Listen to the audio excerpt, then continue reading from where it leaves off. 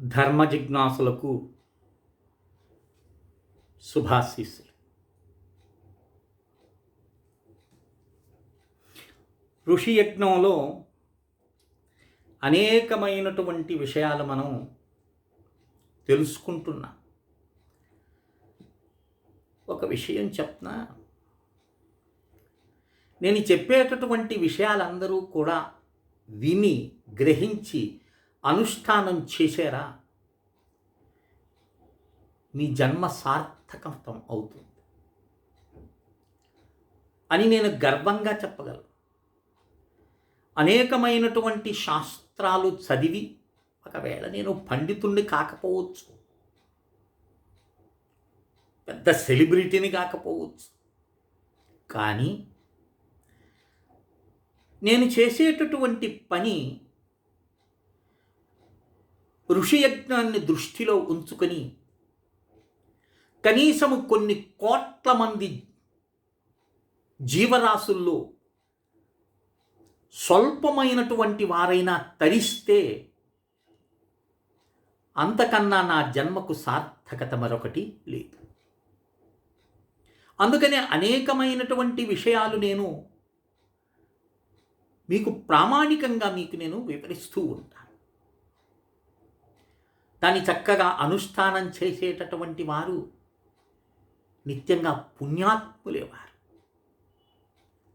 ఈ ప్రపంచంలో చూడదగ్గది, చేరుకోవాలి అనేటటువంటిది ఏది చేరుకుంటే సమస్తము చేరుకున్నట్లు, ఏది దర్శిస్తే సమస్తము దర్శించినట్లు, ఏది తెలుసుకుంటే సమస్తము తెలియబడునో అట్టి ఉత్కృష్టమైనటువంటి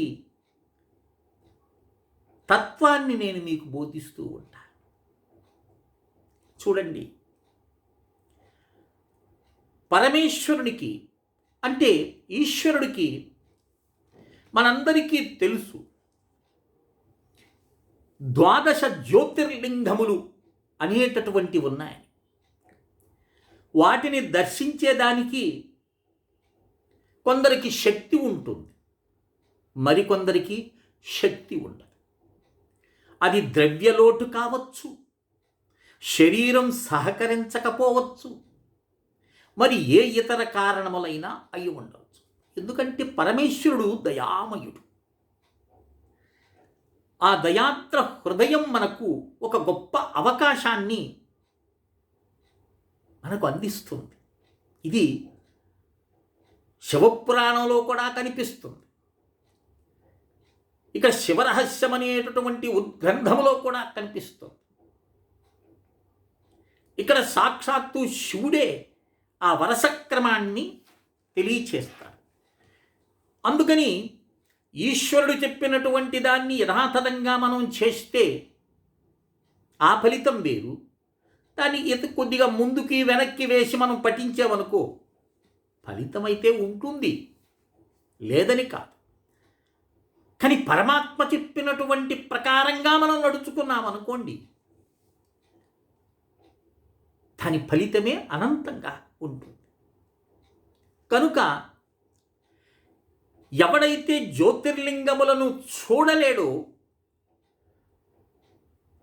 వాటిని దర్శించలేడో, వారికి ఒక గొప్ప ఉపాయాన్ని ఇక్కడ పరమేశ్వరుడు చెప్తున్నాడు. ఇక్కడ ఏం చెప్తున్నాడు? జ్యోతిషామమ లింగానాం మహిమానంచ శాంకరీం.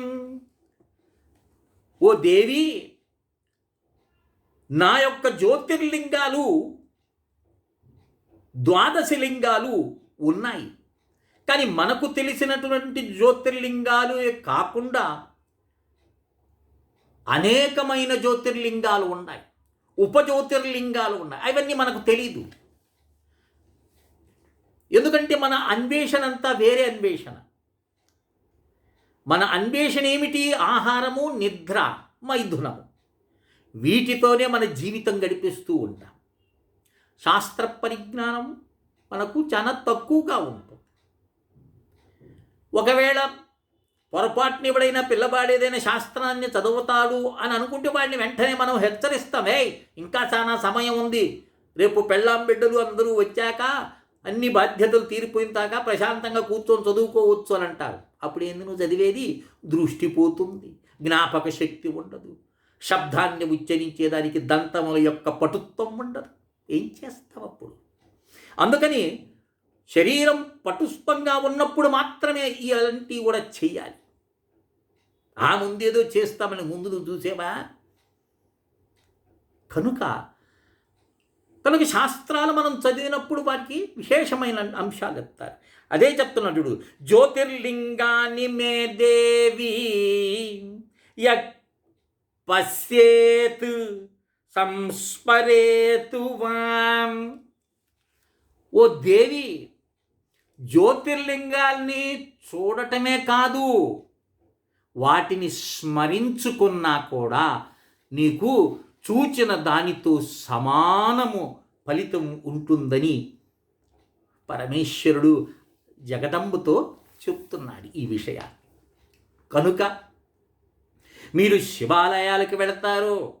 పూర్వం చెప్పాం కదండి, శివాలయంలో చేసే అనుష్ఠానం, ఒకవేళ అక్కడికి వెళ్ళినా ఆ అనుష్ఠానం చేసి చక్కగా కూర్చొని ఎదురుగా మామూలుగా పరమేశ్వరుడు లింగస్వరూపంలో ఉన్న పరమాత్మను చూస్తూ ఈ యొక్క ద్వాదశ లింగాల యొక్క స్తోత్రాన్ని శివుడు చెప్పినటువంటిది. మామూలుగా మీరు శివపురాణాలు అవి చూసుంటారు. ఏంది? సౌరాష్ట్రే సోమనాథంచ శ్రీశైలేచ మల్లికార్జునం అని ప్రారంభమవుతుంది కదా. కానీ ఇక్కడ స్వయంగా పరమేశ్వరుడే తెలియచేస్తున్నాడు. రాసుకునే వాళ్ళు ఉంటే రాసుకోండి. ఏం చెప్తున్నాడు? కేదారం ప్రథమం లింగోంకారంతు ద్వితీయకం వైద్యనాథం తృతీయం స్యాత్ గుశృణేశం చతుర్థకం నాగనాదం పంచమం స్యాన్ మహాకాలశ్చ షష్టకః భీమేశః సప్తమః ప్రోక్తం త్రయంబకం చ అష్టమం విదుః విశ్వేశం నవమం లింగం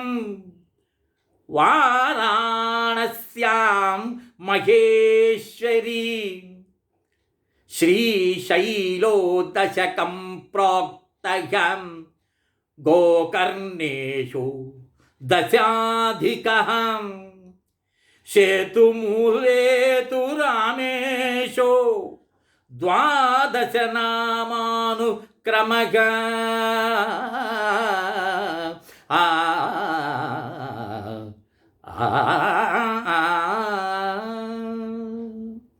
ఎంత గొప్ప స్తోత్రం అండి ఇది. ఆ వరుస క్రమాన్ని స్వయంగా ఈశ్వరుడే మనకు తెలియచేసినాడు. దయాత్ర హృదయంతో ఈ యొక్క స్తోత్రాన్ని మీరందరూ కూడా నేర్చుకొని వ్రాసుకొని అనుష్ఠానం చేశారా, మీ జన్మ ధన్యమవుతుంది. అయ్యా వ్రాసుకోలేం స్వామి, మా వల్ల కాలేదు అనేటటువంటి వారు 9966690246 కాల్ చేస్తే ఈ స్తోత్రాన్ని మీకు నేను వాట్సాప్లో పంపిస్తాను. చదవండి నాయన, ఈశ్వర అనుగ్రహాన్ని పొందండి.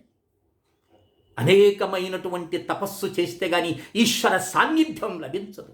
అట్లాంటిది కేవలం స్తోత్ర మాత్రం చేతనే ఈ కలియుగంలో నీకు అనంతమైనటువంటి జ్యోతిర్లింగ దర్శనము, నువ్వు కూర్చున్న దగ్గరే నువ్వు ఈ స్తోత్ర పారాయణం చేసి అట్టి ఫలితాన్ని పొందుతావని స్వయంగా పరమేశ్వరుడే తెలియచేస్తున్నప్పుడు తెలిసి కూడా అనుష్ఠానం చేయలేదంటే మనము నిజంగానే ద్విపాద పశువులమే. కనుక ఈ విషయాన్ని గ్రహించి, ఈ స్తోత్రాన్ని గ్రహించి ఒకసారి నంబర్ రాసుకుని 9966690246 కాల్ చేస్తే అందరికీ కూడా ఈ యొక్క ద్వాదశ లింగాల యొక్క స్తోత్రం స్వయంగా పరమేశ్వరుడే మనకు అందించినటువంటి దాన్ని మీ అందరికీ అందిస్తాను. చక్కగా అనుష్ఠానం చేసుకొని శివాలయంకి వెళ్ళినప్పుడు శివలింగాన్ని దర్శించి ఆ స్తోత్రాన్ని పారాయణం చేసుకొని ద్వాదశ లింగ దర్శన భాగ్యాన్ని అందరూ కూడా పొందుతారని ఆశిస్తూ శ్రీ విద్యోపాసకులు శ్రీ మండే లక్ష్మీ నరసింహారావు. లోకా సమస్తా సుఖినో భవంతు. ఓం తత్సత్. ఓం తత్సత్. ఓం తత్సత్.